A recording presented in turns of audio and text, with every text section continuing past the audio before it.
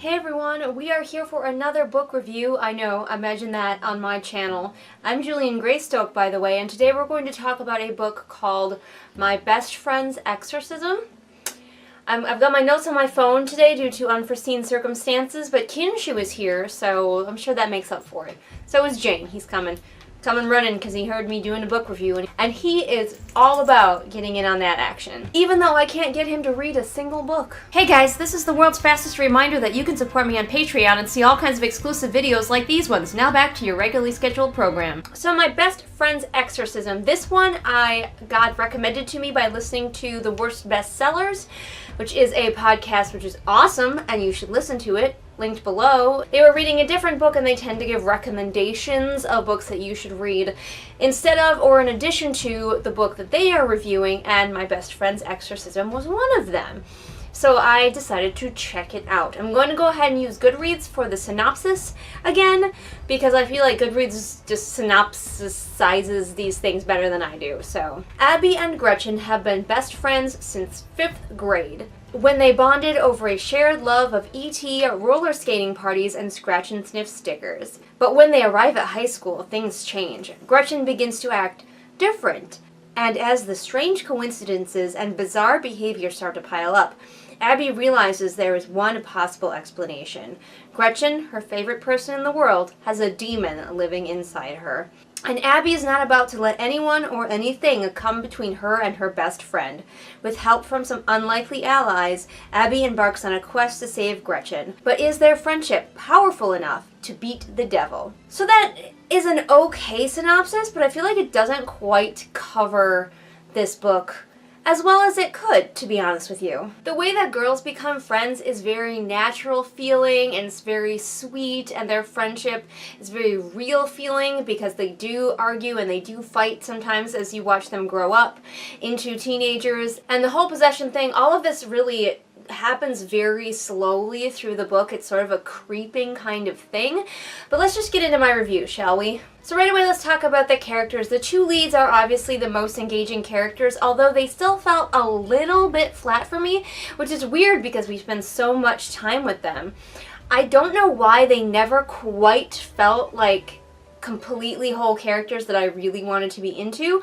I think that's just a me thing because there was a lot going on with their characters and we were given a lot from them, but at the same time, I never really connected with them. The side characters are a lot weaker. They kind of have sort of one personality and they go with it, but the main focus of this story are the two girlfriends, so really they're like the only ones who have strong, important personalities. This book took a really long time to get to the exorcism part, and I was surprised by that because the title is My Best Friend's Exorcism, so I thought that was going to be like a big plot point early or maybe even in the middle of the book, but it is right at the end. The author wisely starts out sort of telling you there's going to be an exorcism because she places like a little sort of a prologue. I don't think it's an actual prologue, it might be chapter 1 in the future, where the main character sees something that reminds her of the exorcism, and therefore we know there's an exorcism coming. But then we go back in time to when the girls met, and we just watch them grow up. We watch their friendship, and that's important to the story. It is so important that we believe in their friendship, and the author does put in that legwork of making you believe in their friendship. Many authors would be tempted to just tell you that they're friends but not really show it to you and get right to the exorcism. However, I think that this author could have put the exorcism a bit earlier. There is so much lead up, and the exorcism itself is like at the end of the book that I don't know, I feel like maybe we could have had a little bit less lead up. There are a lot of things that happen before we get there that are just like, okay, can we please get to the thing that the book is titled after now? I did like that this book left us wondering for a long time whether it is actually a demon or whether something else is going on. Does she have an eating disorder? Is she being abused? Is there depression? Wondering what is going on with this girl, why her behavior has changed. I'm not going to reveal whether it was supernatural or not, but it's, like I said, there's a lot of build-up leaving you wondering, is it?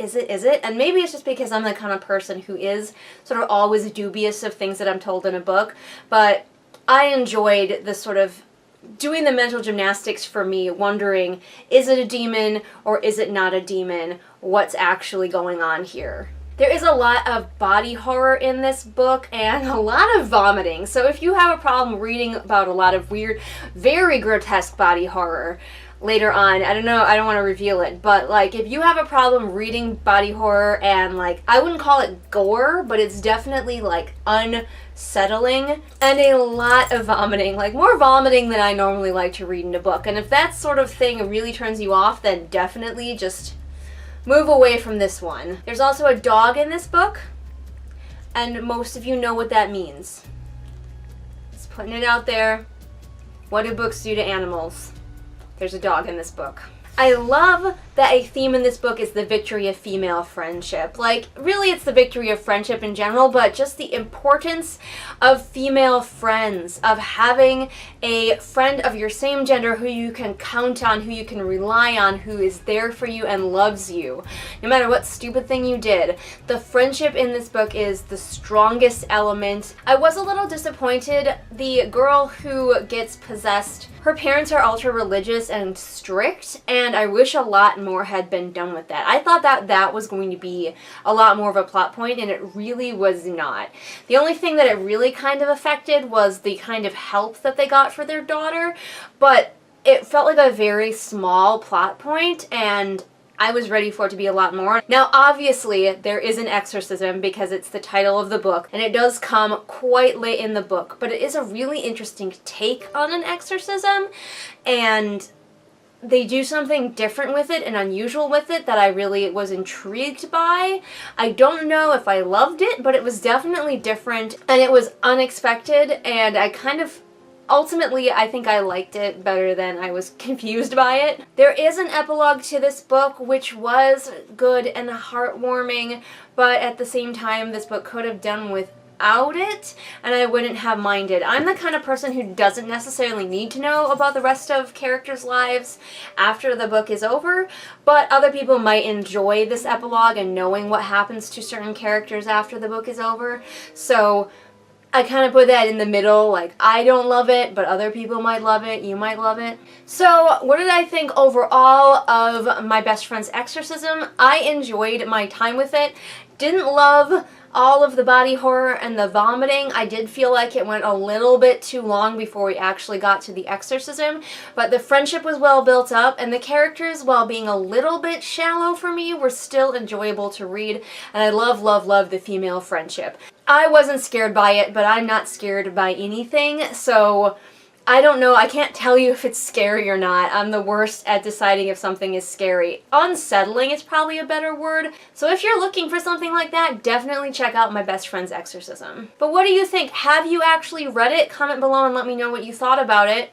What are some of your favorite horror books? I'm interested in getting more into horror, especially anything that is very character driven, so leave me suggestions below. If you liked what you saw here, I have a ton of videos on this channel, lots of book reviews. I've been doing this for quite a while, so there's all sorts of things for you to binge on this channel. If you wish that it was higher quality, you can support me on Patreon, where not only will your donations go towards getting me better equipment, but also you will get all sorts of exclusive content that is not seen here on the regular channel. So go check me out at any donation level. As little as $1 a month gets you that exclusive content. Don't forget that I post new videos here Mondays and Fridays. All the links to my social media are in the doobly-doo for ease of your clicking.